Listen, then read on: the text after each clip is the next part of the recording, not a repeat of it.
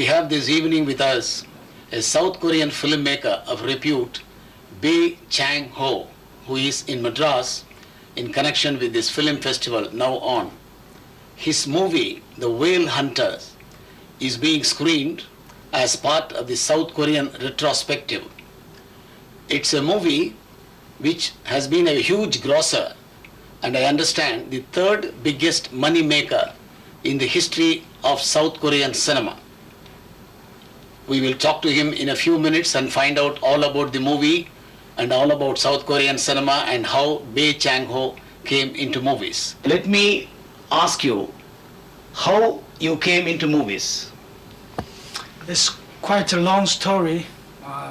Since my childhood, I have hoped for being a movie director, but I was a businessman. What business were you in? I was working for Hyundai Corporation, which is famous is its Hyundai car. I worked there for 3 years in Nairobi, Kenya office. And then I changed my job and I started as a screenplay writer about 10 years ago. What was your first script? My first script was about myself, who was frustrated between his dream and reality. It's called Mr. Kim at noon. What does that translate in English as? Can you tell us? Sorry? How does that translate in English? The title is obviously South Korean. What does that mean in English? Mr. Kim is his name of the ordinary people. So the ordinary people is standing at the central moment of his life at noon. Noon means. Was it made into a movie and who made it?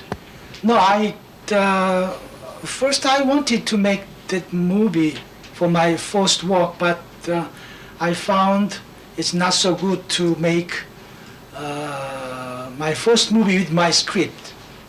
So I changed my mind. I made debut with other people's script. What was the first script you directed or the first movie you directed? It was People in a Slum.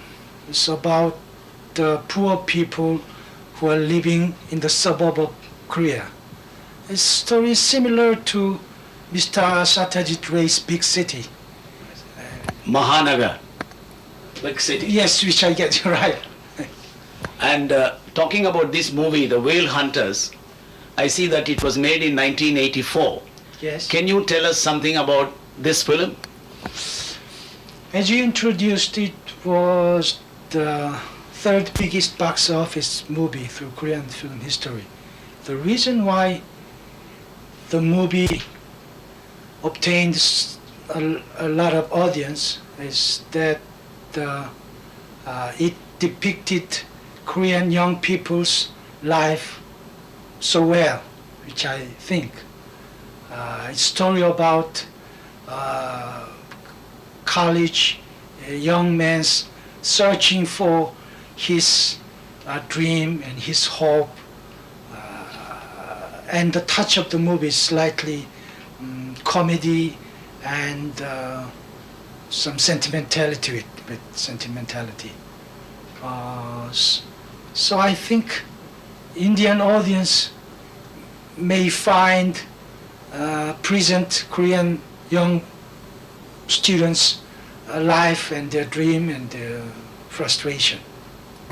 You mean to suggest there are a lot of similarities between the life of youth in Korea, South Korea, and the youth in India? That's what you mean, am I right? Well, it's very difficult to answer about that because I don't know where about the Indian young peoples. Can you tell us something about the film industry in South Korea? Well, as far as film industry is concerned, Korea is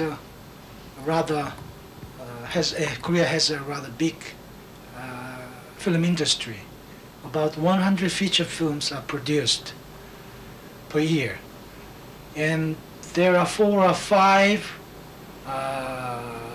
very prominent film directors like Mr. Im Kwon-taek, whose movies has special section of retrospect section among this film festival, and Lee Do-young, and as a young generation, me, and one of the American film critic called the Korean film situation at present third golden era of Korean cinema, which means it has much potentiality and possibility of growing up, of quality, and so on. How old is the Korean film industry, the South Korean film industry? The first Korean movie was made 1909. As early as that? Yes, almost over 80 years of his history. But at that time it was under Japanese colonialism. So Korean domestic industry was controlled and regulated by Japanese government. So after independence, Korean film started. When was that independence? When did South Korea get their independence? 1945, after the World War II. Is your film industry in the private capital hands or is it nationalized? Money, who provides the money for making movies? Now, businessmen or the yes, state? yes, now about 200 independent companies are producing movies. Government just assist their work, and